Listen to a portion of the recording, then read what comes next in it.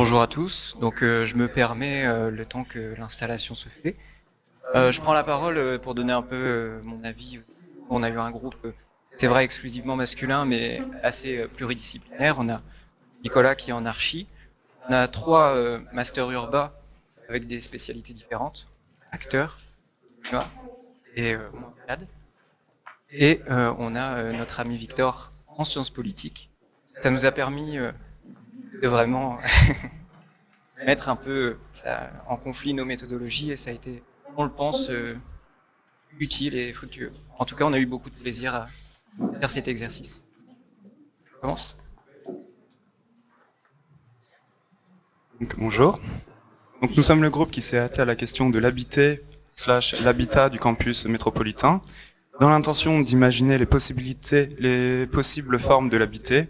Nous prospectons autour des nouvelles typologies d'habitat et les divers usages capables sur les campus. En effet, la concentration des établissements universitaires a attiré les étudiants sur le territoire de la métropole. En 2021, presque un étudiant sur deux habitant de la région vient étudier sur l'île. Venir étudier, c'est venir habiter. Selon nous, habiter, c'est la question du logement, mais aussi du mode de vie de l'étudiant, car venir habiter un campus, c'est enclencher un processus d'appropriation des espaces privés et publics. Alors, nous interrogeons l'appropriation de l'espace universitaire par les étudiants. Cependant, les campus universitaires restent des espaces fonctionnels et homogènes. Alors, nous nous posons la question, comment produire une meilleure mutuabilité de l'habitat faisant levier pour favoriser le développement d'un campus habité. Notre enjeu est de favoriser une fixation des populations étudiantes sur le site à travers une offre de logement et d'interaction plus adaptée aux nouveaux profils des usagers dans le but de vivifier les campus. Nous avons choisi de nous pencher sur la situation du campus université Cité Scientifique. Pour développer des stratégies reproductibles sur d'autres campus métropolitains. Donc, Cité Scientifique était auparavant 200 hectares de champs de betteraves qui fut inauguré en 1964 sous la forme d'un campus universitaire composé de manière concentrique. La bibliothèque comme étant le point central, emblème de la rencontre de divers savoirs. Le campus est bordé par la structure viaire importante, la nationale, le boulevard et la M952 qui enclavent le site. À proximité, nous trouvons le stade Pierre-Mauroy qui amène une grande attractivité lors des événements culturels et sportifs. Au nord, il y a le quartier de Triolo et au sud, la Haute-Borne. Le site universitaire est desservi par 2 stations de métro et le site est structuré sous forme radioconcentrique avec une continuité paysagère. Par la forme, et après, il y a les bâtiments qui, eux, s'implantent sous la forme d'une grille. Selon une vision fonctionnelle, les lieux de formation, eux, se situent dans une première couronne, tandis que les lieux de résidence universitaire sont en seconde couronne. Ensuite, nous trouvons des lieux de restauration et de sport qui viennent ponctuer le campus. Ces derniers génèrent des microcosmes dus aux fonctions du site, mais sans lien et interaction. Notre intention est de générer des microcosmes pratiqués et appropriés par des usages dans une visée de produire un village universitaire. Voilà la question de l'habitat, on l'a vu notamment pendant la crise du Covid, elle a refait surface. Il y a un problème notamment au niveau des logements dédiés, c'est-à-dire il y a des manques de logements, il y a aussi un manque de renouveau dans les typologies de l'habitat, il y a aussi un manque malheureusement de qualité et de restauration des logements. Donc tout ça, ça a mené au développement du marché locatif privé, notamment à la ville-centre, dans l'île même. En quoi ça pose un problème, c'est que ça va venir, bon, certes ça va venir développer le marché, mais ça va aussi développer une inégalité d'accès, notamment financière, à ces logements. On a des prix, certes, qui sont plus importants, mais on a aussi des logements plus adaptés. Donc les étudiants, avec des profils qui maintenant sont de plus en plus diversifiés, les études plus longues, parce qu'il y a des reprises d'études, parce qu'il y a des situations qui font que la vie aussi des étudiants évolue, se tournent plus vers ces typologies de logements privés, donc plus chers. Ça devient aussi un besoin, parfois, d'y accéder. Donc nous, ce qu'on a essayé de faire, c'est de trouver des alternatives d'habitation pour justement combler ce manque et développer un peu l'offre de logement. Je laisse Raphaël. Et donc il s'agit en fait d'avoir différentes typologies d'habitat Donc on peut commencer par l'habitat intergénérationnel, où il s'agit de proposer une chambre chez l'habitant, chez une personne vieillissante, seule, à un étudiant. Il s'agit donc de loger à moindre coût, souvent à proximité de l'université, et de créer du lien entre générations. Ensuite, nous avons le logement modulable. Donc c'est un logement évolutif selon les besoins des occupants, par des mouvements de parois, des agrandissements, des réductions de pièces. Et cependant, cette modularité, en fait, il faut qu'elle soit pensée dès la construction pour qu'elle soit le plus efficace. Ensuite, nous avons les logements déplaçables. Donc, à l'image des tiny house, en fait, il s'agit de pouvoir se déplacer, de déplacer le logement donc sur roue, sur des espaces disponibles, et on pourrait les utiliser en fait pendant l'été, quand le campus se vide, ou même actuellement où il y a un tiers des logements qui sont inaccessibles pour cause de réhabilitation pour les étudiants. Et le dernier, ce sont les quotas projets en Belgique, qui sont des colocations en fait entre étudiants autour d'une thématique et qui proposent des activités pour tout le monde, sans distinction entre étudiants ou habitants. Il y en a 130 en Belgique, dont 78 à Louvain-la-Neuve. Maintenant, y compris si on pouvait loger tous les étudiants qui le souhaiteraient sur le campus, il reste la problématique de l'habiter. Comment favoriser cette appropriation de l'espace? Donc c'est la question principale qui va un peu faire fonctionner la partie suivante. Comment on passe de se loger à habiter? Comment on passe de se loger dans un campus universitaire à habiter un campus universitaire et en définitive à habiter un village universitaire, ce qui est l'idée vers laquelle on aimerait tendre. Donc cette question-là, elle en amène plein d'autres. Elle amène à se questionner sur le développement des espaces de services et d'activités. Par exemple, nous, on est persuadés dans notre groupe que la multiplication de ces espaces, ça permet une meilleure appropriation des lieux, un meilleur confort, mais aussi un meilleur sentiment d'appartenance dans ce village universitaire qu'on aimerait créer. Alors, on peut penser plein d'exemples. Nous, on a fait un focus sur la cité scientifique. Dans la cité scientifique, il y a plein d'interstices, il y a des espaces qui permettent justement l'implantation de tels lieux. On peut penser par exemple des épiceries solidaires au cœur des flux qui se déplacent au cœur des flux, ce qui fait un peu penser à un cœur de village, à un cœur de ville où les étudiants se regrouperaient, se retrouveraient pour se retrouver autour d'un commerce, etc. On peut penser aussi à des cellules modulables dans des containers ou dans des formes un peu plus comme les tiny house, qui feraient avec des friperies, des points d'information temporaires, des expositions temporaires, qui feraient un peu penser à la place du marché, les commerces, les rues commerçantes, vraiment avoir cet aspect village pour que les étudiants puissent vraiment s'épanouir. On peut aussi penser aussi à des structures plus permanentes qui fixeraient des espaces de rencontres et de convivialité entre les étudiants. On peut penser à des bars, à des cafés, à des clubs, ce qui ramène un peu à la figure du café du coin, du café de la place, qu'on retrouve un peu sur ces villages. Mais aussi, ces nouveaux usages, ça implique une nouvelle utilisation de l'espace. Comment mieux s'approprier le terrain universitaire qui est majoritairement propriété de l'État? Comment passer d'un domaine public à un espace public interactif où les jeunes peuvent se rencontrer, et pas uniquement les étudiants, mais aussi les habitants et les personnes aux alentours.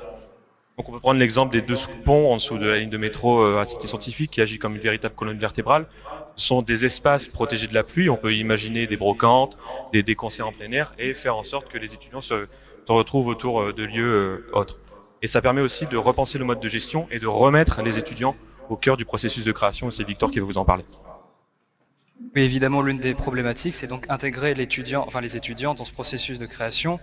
Et donc, évidemment, là, pour le coup, on parle, la maîtrise d'usage en fait partie d'une réponse. C'est-à-dire, c'est un moyen de donner une place active et décisive aux usagers en postulant que la pratique génère un savoir. Donc, en fait, autrement dit, c'est écouter et prendre en compte la parole de l'usager dans ce processus d'élaboration d'un projet. Dans le cadre, un exemple particulier, c'est celui des coopératives aux États-Unis, notamment dans le cadre des Community Land Trust, où pour le coup, c'est des étudiants qui possèdent et gèrent personnellement des logements. Donc ça crée, on va dire, une espèce d'environnement éducatif et ça crée évidemment du lien. Sinon, en soi, les associations ont aussi une place très importante au sein du campus. Le seul souci actuellement, c'est le manque de moyens. Moi, je prends l'exemple de l'île 2, c'est très cantonné au campus, malheureusement pas assez ouvert au quartier. Donc je vais essayer d'être très bref pour conclure. Juste, je précise, en haut c'est marqué le frugal dans l'espace public parce que malheureusement ça a été coupé au montage. Donc cette ambition, le village, pour nous en fait on le définit comme un espace, comme peut-être une solution qui va transcender les différents modèles de campus scientifiques, enfin de campus universitaires. On a pu identifier pendant nos visites, pardon, qu'il y avait plusieurs modèles de campus, des modèles intégrés cœur de ville, des modèles comme cité un peu plus extérieurs.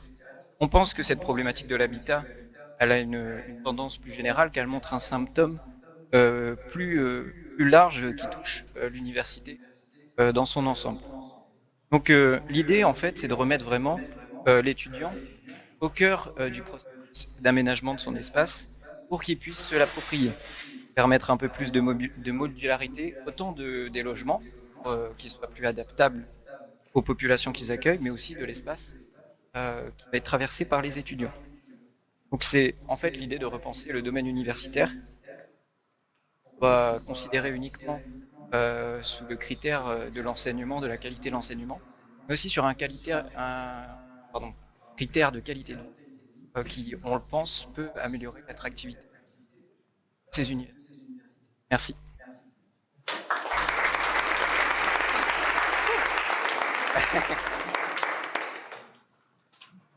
Est-ce que les membres du jury ont des...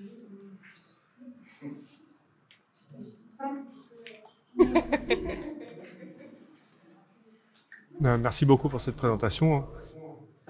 Particulièrement content parce que c'est un sujet sur lequel on travaille à l'université, en particulier sur le site de la Cité Scientifique, où on porte dans le cadre du prochain contrat de projet État-Région justement un réaménagement et repenser les aménités sur le campus. C'est vrai que la question du logement, moi j'ai pas perçu jusqu'à maintenant qu'elle était aussi présente, et j'entends même dans les présentations qui précèdent que c'est une préoccupation constante chez vous.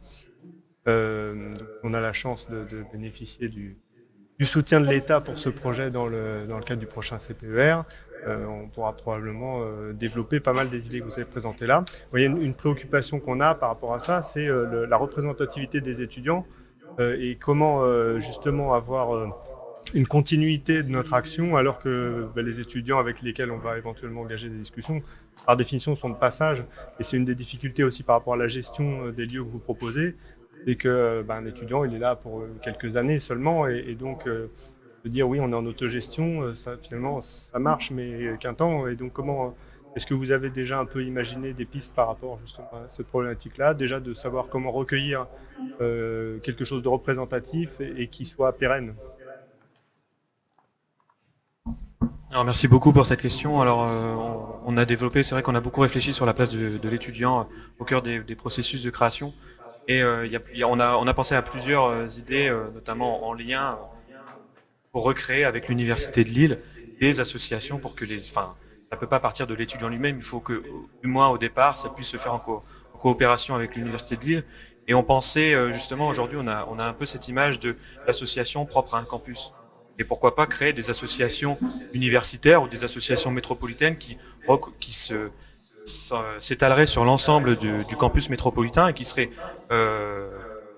partagé avec plusieurs campus pour que justement cette méthode de direction, comment on dirige l'association puisse être perpétuelle et pouvoir se développer plus facilement qu'elle soit cantonnée à un campus même. Voilà, essayer de faire en sorte qu'il puisse y avoir des associations universitaires. Quand je parle de ça, c'est à l'échelle de l'université de Lille et pas de seulement des scientifiques ou de Pont-de-Bois, etc.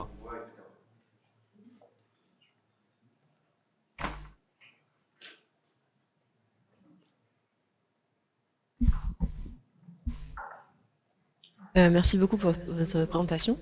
J'ai juste besoin d'un éclaircissement concernant les logements dont vous avez parlé tout à l'heure. Vous avez parlé de tiny house et de déplaçables, modulables. Ce serait pour éventuellement mettre le logement au cœur de la couronne de formation dont vous avez parlé au début dans ces scientifiques, pour que les limites des tiny house soient, bon, j'exagère un peu peut-être, mais devant quasiment la BU, ou vraiment les implanter, ou juste pour les déplacer quand il faut les bouger. Enfin, c'était ça, j'ai juste besoin d'éclaircissement. Merci. Oui, alors c'était pas forcément sur l'espace minéral en fait devant la BU. On pensait plus toujours rester dans la logique en fait, maintenir la cohérence de la deuxième couronne en fait dédiée au logement. Mais en fait, il y a quand même des espaces, en fait qui sont délaissés, par exemple devant la halle Grémo, Valin. Bah, là actuellement, il y a les gens du voyage. Ce qui prouve qu'en fait c'est un espace qui peut être utilisé. Il y a sous le métro aussi, même si c'est un espace transit, mais ça peut être on peut aussi penser au temps, le moment où il y a moins de monde en fait qui risque de transiter et de gêner. Mais il y a des endroits, il y a des pelouses quand même qui peuvent être propices en fait si on réfléchit à cette utilisation. Et aussi, le but de ces tiny house et des espaces modulables aussi, c'est de pouvoir créer, éviter que l'université se fige en quelque chose de constant. Ça permettrait, par exemple, pendant les vacances d'été, de déplacer certains bâtiments et de pouvoir créer une ambiance différente sur un lieu qui reste le même. Et donc, éviter justement de pouvoir créer d'autres ambiances et permettre à un étudiant qui, par exemple, habite dans tel endroit de pouvoir, par exemple, la rentrée prochaine, qui se déplace, qui puisse, ou même que les étudiants disent, ce serait bien qu'on mette des petits points, un agglomérat ici, ou enfin, voilà, essayer d'éviter de figer tout ça et de pouvoir vraiment renouveler l'université sur elle-même. Merci pour cette présentation. Effectivement, il y avait des idées très intéressantes. Concernant la colocation autour d'une thématique, là, j'ai pas très bien compris. Comment ça marche? C'est un exemple qui existe en Belgique, c'est ça? C'est ça. Alors donc en Belgique, c'est les cotes à projet et le pendant français, c'est les CAPS, donc les colocations à projet solidaires. D'accord. C'est un peu le même principe, d'accord. À peu près, oui. Donc c'est autour d'une thématique. En Belgique, c'est vraiment autour d'une thématique. Donc là sur la photo, on a le cote jeunesse et nature. Donc plus à dominante environnementale. Voilà, où les CAPS sont peuvent être plus variés en fait au sein même de l'année. En fait, il peut y avoir ça peut évoluer. D'accord. Voilà. Et le logement intergénérationnel, qui existe déjà, oui, c'est quand même développé. Par contre, c'est souvent, l'étudiant va au logement de la personne plus âgée, on va dire. Donc c'est à l'extérieur des campus. Oui. C'est pas forcément dans les campus, on est bien d'accord. Donc on est bien d'accord. Voilà, parce que là, les autres, par contre, propositions, ça pourrait être dans les campus. Généralement, ce sont dans les campus. Oui, en fait, nos propositions, elles sont sur se loger dans le campus ou à proximité.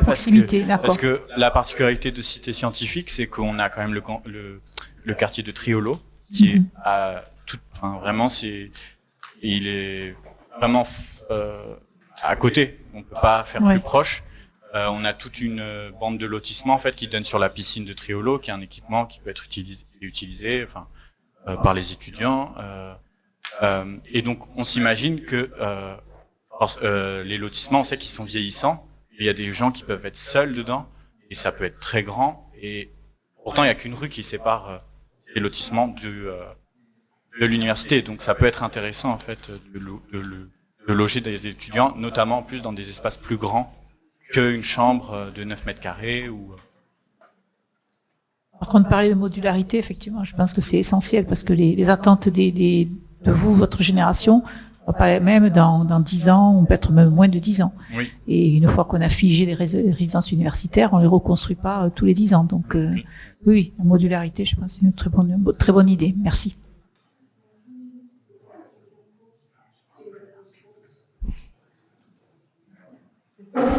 Est-ce que les questions de sécurité ont été une préoccupation pour vous? La sécurité du campus, la nuit, on entend souvent qu'il y a on a des problématiques de sécurité justement autour des résidences étudiants la nuit, des problèmes d'éclairage ou de sentiment d'insécurité, mais parfois avec des problèmes aussi réels. Est-ce que dans votre réflexion, ça a été un sujet ou pas? Peut-être pas. Hein. Je vous avouerai qu'on ne s'est pas trop vraiment penché autour de cette problématique. On sait qu'elle existe sur d'autres campus de la MEL, mais c'est vrai que nous, on ne s'est pas réellement penché autour de cette problématique, qui est une vraie question pour le coup, si on veut vraiment que les étudiants restent à la fois en journée, le soir, le week-end, pendant les grandes vacances. C'est vrai que c'est une question qui se pose, mais c'est vrai qu'on ne s'est pas réellement penché sur cette problématique en particulier, mais elle demande à, si le travail se poursuit après, qu'elle se pose, bien évidemment.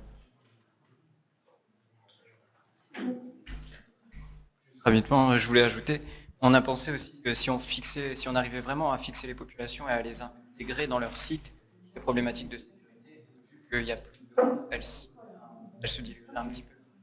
C'est souvent dans les espaces que se développent ces problématiques.